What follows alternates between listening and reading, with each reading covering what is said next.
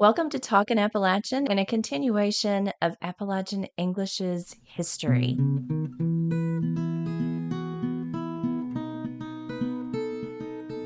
So when we think about why do some people say some things and some people say other things, and why is that changing? Why did my great-grandparents sound like this, but I don't sound like this? A lot of it has to do with migration and education and travel. So in the Great Migration, when Appalachia lost 700,000 people, was the first huge migration. And then when the War on Poverty happened, that drew lots of people into Appalachia. Those were in central and southern Appalachia. The 1960s were the first times that people started to hear Appa-lay-cha as a pronunciation of Appalachia, which is very controversial around here, by the way. Not so much in the northern region, right? Because it's common to hear Appalachia there, but in central and southern, that's a whole other conversation.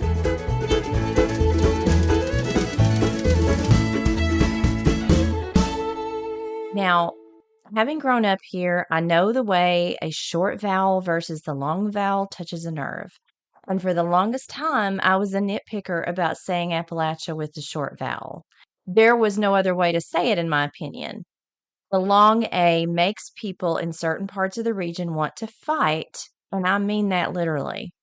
But first, let's have a history lesson.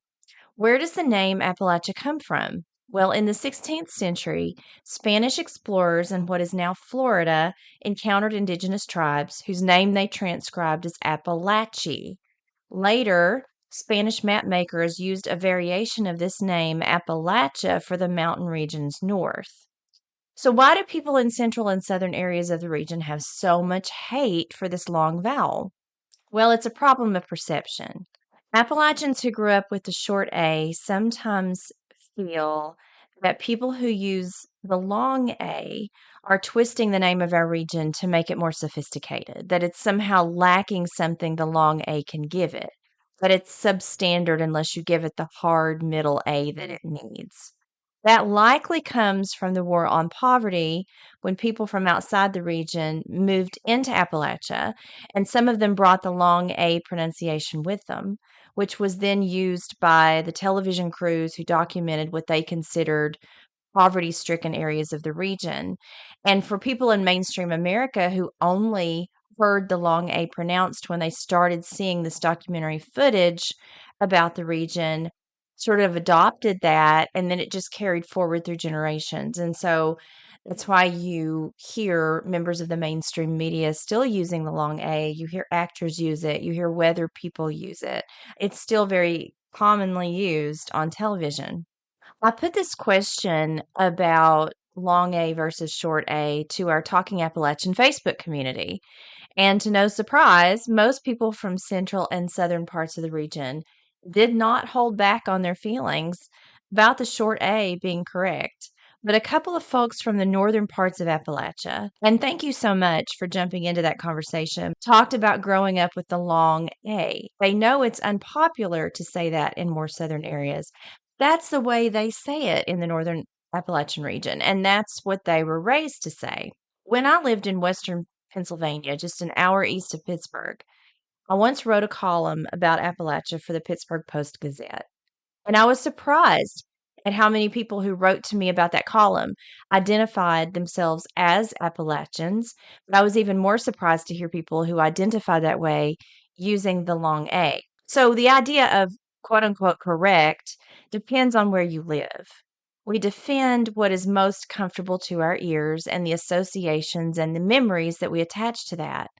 I've even heard of people growing up in eastern Kentucky who pronounce it that way, which is likely because of migration patterns. So, another thing to remember is that words and ways of pronouncing words move with people. In the northern regions, their long A is the equivalent of our short A.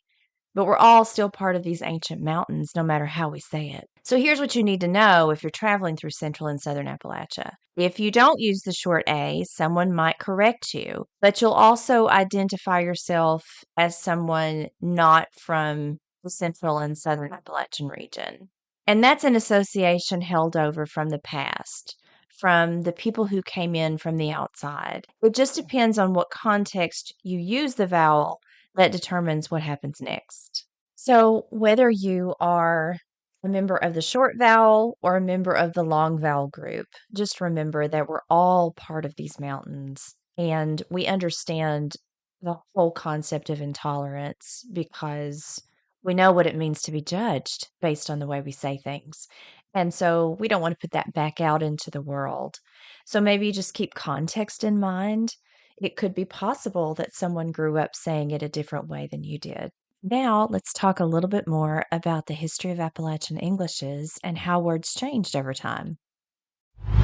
Hello, kindred spirits. If you like the content I'm putting into the world about the culture of Appalachia and you just want to support the podcast, there are links in my show notes where you can do just that. Whether your support buys me a cup of coffee during these long hours of editing, I do it all myself, or if you want to offer a monthly contribution, for which I'm happy to include your name or organization or your book as a supporter on our show notes and give you early access to episodes and other perks. Maybe you can just share the episodes you love the most and spread the word about us, which is totally free. I appreciate you and any support you have to spare. Find me on patreon.com/Talking Appalachian Podcast or at Talking Appalachian on Facebook and Instagram. And don't forget to keep talking Appalachian.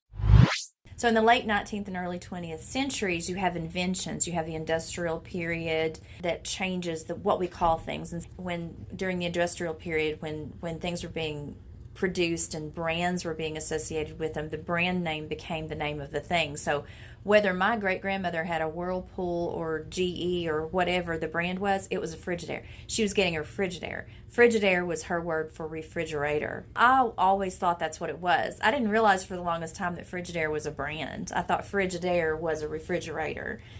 Cornbread used to be the only bread you had, and then when we could get store-bought bread, they called it light bread because it was white. It was much lighter than the bread that they would make. Now it's just bread, but the older folks will still call it light bread. Okay, so I went over this before, but why we do it is one reason it's a simplification strategy. Another reason is that Linda Scott DeRosier, who wrote Creaker, she says we carry our heritage in our mouths. And that's one thing that floods can't wash away, I think, and that's one thing that these events can't touch.